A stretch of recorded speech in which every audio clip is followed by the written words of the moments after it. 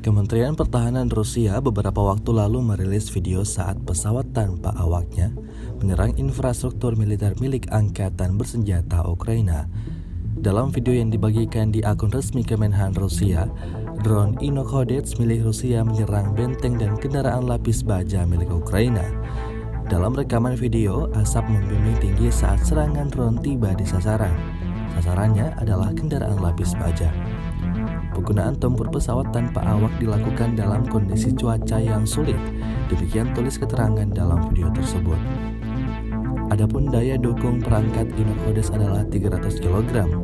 Drone ini mampu mendaki hingga ketinggian 7,5 km dan mencapai kecepatan hingga 200 km per jam.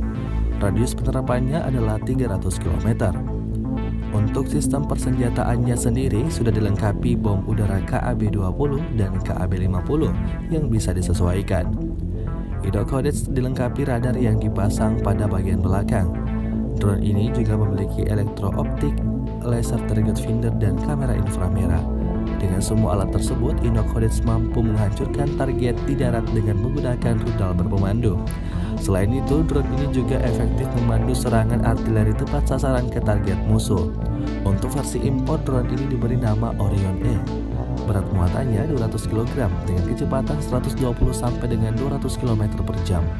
Orion punya daya tahan 24 jam dalam muatan 60 kg.